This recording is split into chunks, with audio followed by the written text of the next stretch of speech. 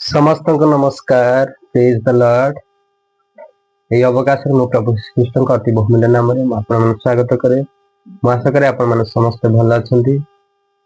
चलते यही समय गोटे प्रभुंर वाक्यटी ध्यान करवा। ध्यान विषय है जोहन पुस्तक तार 14 तार 1 रु तार 6 पद। एक पद लिखा जाए, तुम्भ मान हृदय उद्विग्न न हेउ, तुम्हें मैंने ईश्वर विश्वास कर, मो ठारे मते विश्वास कर। मोहर पिता गृह अनेक वासस्थान अच्छी, जदि न था ताहले मु तुम कही न था, मु तुम निमंते स्थान प्रस्तुत करने को चाहूँगी। पुणी मु जाए तुम निमंते स्थान प्रस्तुत कले पुनर आसबि, जो स्थान रे थाए तुम्हें से स्थान रही तुम आपणा निकट को घिनी जी। पुणी मु जो स्थान को जाऊँगी ताहार पथ तुमने जान। थमा ताहाको पचारे, प्रभु आपण क्यों स्थान को जाऊँ मैंने जानू ना, पथ बा किपरि जानीपारू।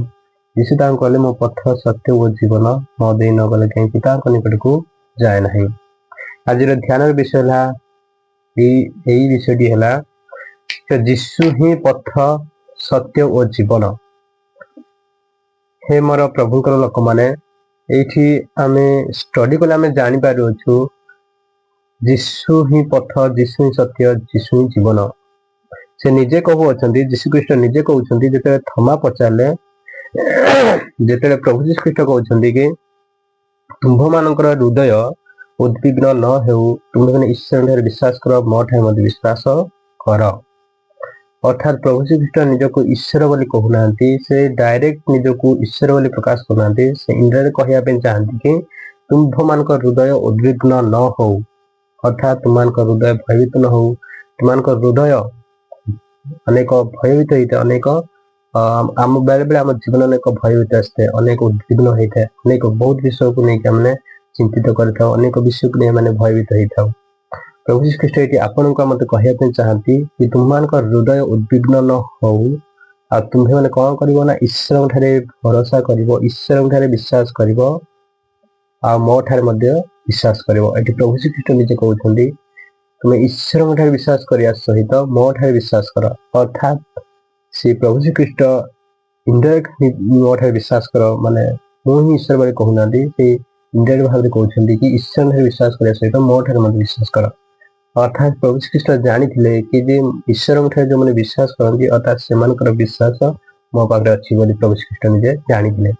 ये आपण को मत प्रभु यीशु ख्रीष्ट कहते जदि आपण मु दिन मानक अनेक कष्ट दे जाऊँ, अनेक दुख दे जाऊँ, अनेक भयभीत हो जीवन यापन करूँ, प्रभु आपण को मत कहवाई चाहती कि तुम हृदय उद्विग्न न हो, अर्थात आपणकर जीवन आ मो जीवन कौन सी भय कर आवश्यकता नहीं। ये प्रभु श्रीकृष्ण कहते कौन कहते ना ईश्वर विश्वास कर, आ मो ठारे मध्य विश्वास कर। हे मोर प्रभुकर लोक मैंने ये प्रभु आपण को मत अति सुंदर वाक्यटी कहना चाहते, तुम हृदय कौन ना भयभीत न हो, तुम्हें कौन करना ईश्वर विश्वास कर, सहित मो निकट विश्वास कर। प्रभु श्रीकृष्ण कहते आज आपण मु ईश्वर विश्वास कर आवश्यकता रही, प्रभु ठारे विश्वास कर आवश्यकता रही। यदि आम ठारे सत्य भाव विश्वास करूँ, त्राणकर्ता ग्रहण करूँ, प्रभु आपण को मत आम जेकोसी समस्या हो से आपण को मत उद्धार करेंगे।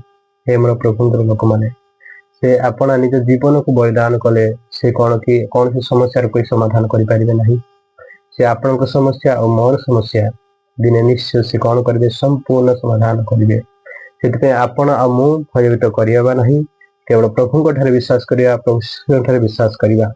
यदि प्रभु जी ख्रीष्ट कहते मोर पिता गृह अनेक वासस्थान अच्छी, स्वर्गर विषय से प्रभु जी ख्रीष्ट कहते मोर पिता निकट अनेक वासस्थान कौन अच्छी रही अच्छी, जदि न था मुझे तुम कही था तुम स्थान प्रस्तुत करने को जाऊँगी।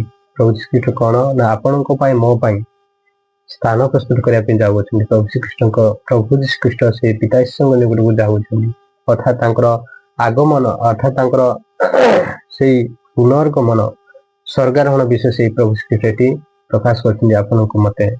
यहाँ कौन ना सेवा कार्यर शेष आड़ को यही वाक्यटी से आपण को मत कहते कि तुम हृदय भयभीत न हो, तुम्हें मैंने कौन कर प्रभु विश्वास कर, ଈଶ୍ୱରଙ୍କ ଠାରେ ବିଶ୍ୱାସ କରିବ, ତା ସହିତ ପ୍ରଭୁ ଶ୍ରୀଖ୍ରୀଷ୍ଟଙ୍କ ଠାରେ ବିଶ୍ୱାସ କରିବ।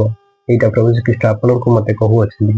ଆପଣ ମାନେ ଭୟଭୀତ ହୁଅନ୍ତୁ ନାହିଁ, ପ୍ରଭୁ ନିଶ୍ଚୟ ଆପଣଙ୍କୁ ଆଉ ମତେ ସେ ପିତାଙ୍କ ନିକଟରେ ସେ କଣ ଦିନେ ନେଇକି ଯିବେ।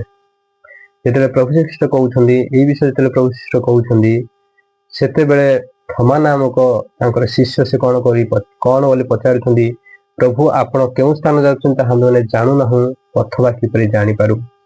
ଏଇଠି ଥମା ତାଙ୍କୁ ଯୀଶୁଖ୍ରୀଷ୍ଟଙ୍କୁ କ୍ୱେଶ୍ଚିନ୍ କରୁଛନ୍ତି, ପ୍ରଭୁ ଆପଣ କୋଉଠି ଯାଉଛନ୍ତି ତାହା ତ ଆମେ ଜାଣୁନାହୁଁ, ପୁଣି ବାଟ କେମିତି ଆମେ ଜାଣିପାରିବୁ, ପଥ ଆମେ କେମିତି ଜାଣିପାରିବୁ। ଏଇଠି ପ୍ରଭୁ ଶ୍ରୀଖ୍ରୀଷ୍ଟ 6 ପଦରେ ସୁନ୍ଦରରେ କହୁଛନ୍ତି, ଯୀଶୁ ତାଙ୍କୁ କହିଲେ, ମୁଁ ପଥ ସତ୍ୟ ଓ ଜୀବନ, ମୋ ଦେଇ ନ ଗଲେ କେହି ପିତାଙ୍କ ନିକଟକୁ ଯାଏ ନାହିଁ।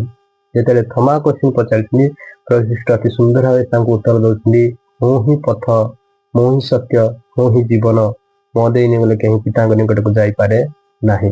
ହେ ମୋର ପ୍ରଭୁଙ୍କର ଲୋକମାନେ, ଆଜି ତ ଅନେକ ଏଇ ଦୁନିଆର ଏଇ ପୃଥିବୀରେ ଅନେକ ଲୋକମାନେ ଅନେକ ବିଷୟକୁ ବିଶ୍ୱାସ କରନ୍ତି, ଅନେକ ଜୀବଜନ୍ତୁକୁ, ଅନେକ ଗଛଲତାକୁ, ଅନେକ ପଥରକୁ ସେମାନେ ପୂଜା କରୁଛନ୍ତି, କିନ୍ତୁ ସେମାନେ ସତ୍ୟ କି ତାହା ସେମାନେ ବିଚାର ବି କରୁନାହାନ୍ତି ଆଜିକାଲି।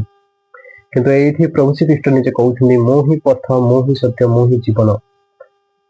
ହେ ମୋର ପ୍ରଭୁଙ୍କର ଲୋକମାନେ, ଈଶ୍ୱରଙ୍କର ସନ୍ତାନ ସେ ହେଉଛନ୍ତି ପ୍ରଭୁ ଶ୍ରୀଖ୍ରୀଷ୍ଟ। ସେ ହିଁ ସତ୍ୟ, ସେ ହିଁ ଜୀବନ। ଆପଣ ବିଶ୍ୱାସ କରନ୍ତୁ, ପ୍ରଭୁକୁ ଆପଣଙ୍କ ହୃଦୟରେ ଜାଗା ଦିଅନ୍ତୁ। ପ୍ରଭୁ ଆପଣଙ୍କ ହୃଦୟରେ ରହିଲେ ଆପଣଙ୍କ ସମସ୍ତ ସମସ୍ୟାର ସମାଧାନ କରିବେ। ଆଉ ପ୍ରଭୁଙ୍କଠାରେ ବିଶ୍ୱାସ କରନ୍ତୁ, ପ୍ରଭୁ ଆପଣଙ୍କୁ ଏହିପରି ପରିସ୍ଥିତିରେ କେବେ ବି ଛାଡ଼ିବେ ନାହିଁ। ସେ ଆପଣଙ୍କ ସହିତ ରହିବେ, ସେ ଆପଣଙ୍କ ଯତ୍ନ ନେବେ, ସେ ଆପଣଙ୍କର ଆବଶ୍ୟକତା ପ୍ରତିପାଳନ କରିବେ। ହେ ମୋର ପ୍ରଭୁଙ୍କର ଲୋକମାନେ, କେବଳ ଆପଣଙ୍କର ବିଶ୍ୱାସର ଆବଶ୍ୟକତା ଅଛି, କେବଳ ଆପଣ ହୃଦୟରେ ସହିତ ତାଙ୍କର ଅନୁଗମନ କରିବାର ଆବଶ୍ୟକତା ରହିଛି। ପ୍ରଭୁ ଏଇଠି କହୁଛନ୍ତି, ମୁଁ ହିଁ ପଥ, ମୁଁ ହିଁ ସତ୍ୟ, ମୁଁ ହିଁ ଜୀବନ, ମୋ ଦେଇ ନ ଗଲେ କେହି ପିତାଙ୍କ ନିକଟକୁ ଯାଇପାରିବେ ନାହିଁ। ଅନେକ ଲୋକମାନେ ତ ସ୍ୱର୍ଗ ଯିବା ପାଇଁ ଚାହୁଁଛନ୍ତି, ଅନେକ ଲୋକମାନେ ଶାନ୍ତି ରହିବା ପାଇଁ ଚାହୁଁଛନ୍ତି, କିନ୍ତୁ ସେମାନେ ଜାଣିପାରୁନାହାନ୍ତି କୋଉ ବାଟ ଦେଇ ଗଲେ, କାହା ନିକଟକୁ ଗଲେ ଆମେ ଶାନ୍ତି ରହିବା ଆଉ ଈଶ୍ୱରଙ୍କ ନିକଟରେ ପହଞ୍ଚିବା, ସେମାନେ ଜାଣିପାରୁନାହାନ୍ତି। ଏଇଠି ପ୍ରଭୁ ଶ୍ରୀଖ୍ରୀଷ୍ଟ ସେମାନଙ୍କୁ କହିବା ପାଇଁ ଚାହାନ୍ତି, ମୁଁ ହିଁ ପଥ, ମୁଁ ହିଁ ସତ୍ୟ, ମୁଁ ହିଁ ଜୀବନ।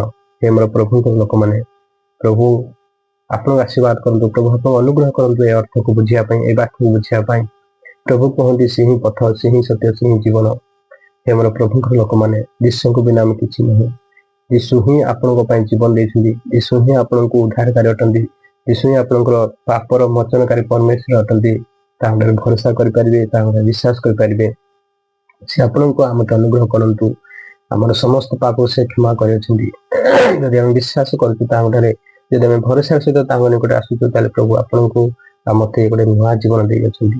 ଆମର ପ୍ରଭୁଙ୍କର ଲୋକମାନେ, ଯଦି ଆପଣମାନେ ଉଦ୍ଧାର ପାଇବା ପାଇଁ ଚାହୁଁଛନ୍ତି, ରକ୍ଷା ପାଇବା ଚାହୁଁଛନ୍ତି, ପାପରୁ ମୁକ୍ତି ପାଇବା ଚାହୁଁଛନ୍ତି, ତାହେଲେ ପ୍ରଭୁଙ୍କ ଠାରେ ବିଶ୍ୱାସ କରନ୍ତୁ। ସେ ହିଁ ପଥ, ସେ ହିଁ ଜୀବନ, ସେ ହିଁ ସତ୍ୟ ଅଟନ୍ତି।